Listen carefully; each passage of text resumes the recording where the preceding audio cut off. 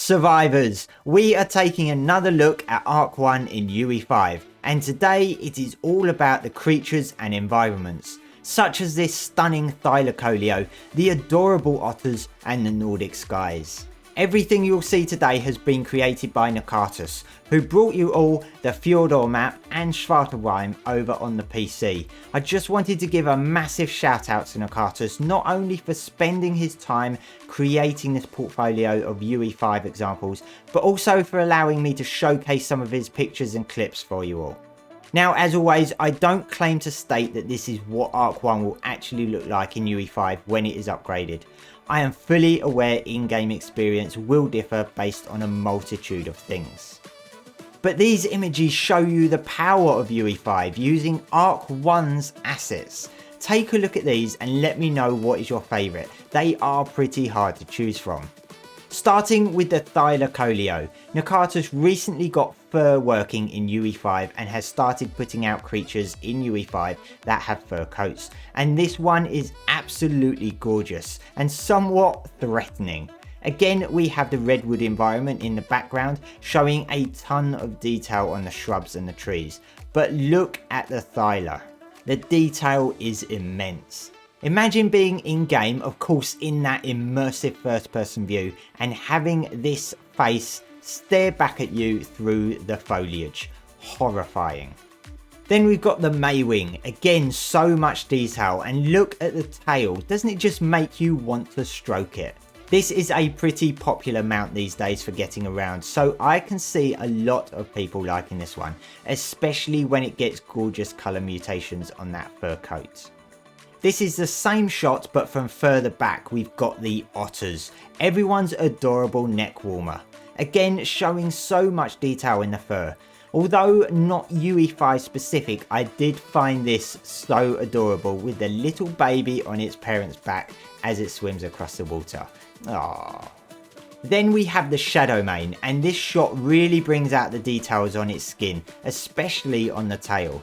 Nakatus did point out that he doesn't have a fitting environment yet for the Shadowmane, which is why it's located in the Redwoods, but even still it gives a really good look. And then, more related to ARK 2, we have this 30-second clip of the Brachiosaurus in UE5.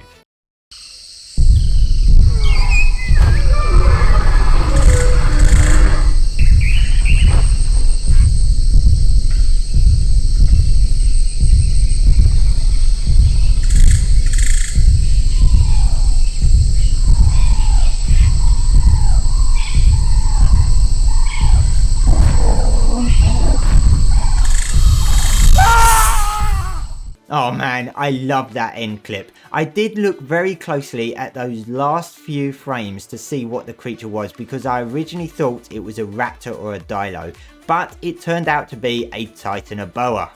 Then we've got some pictures of assets. So first we start with the smithy inside a wooden shack.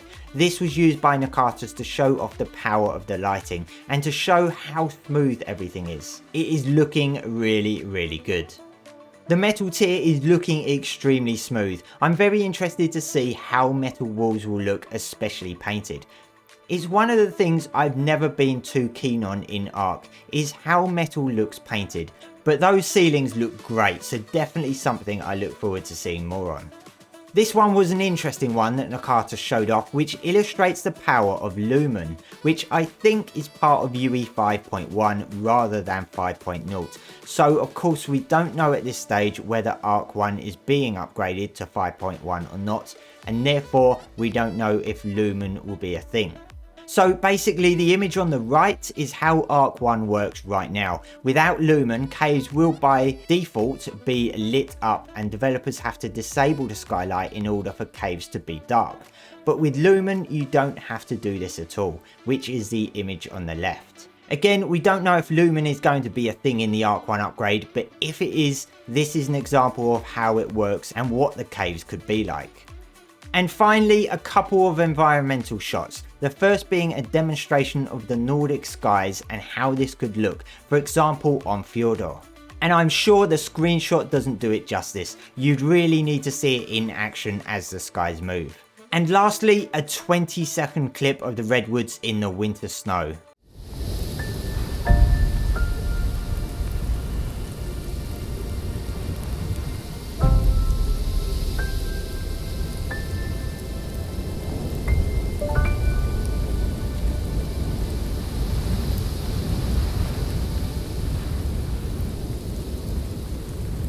absolutely gorgeous.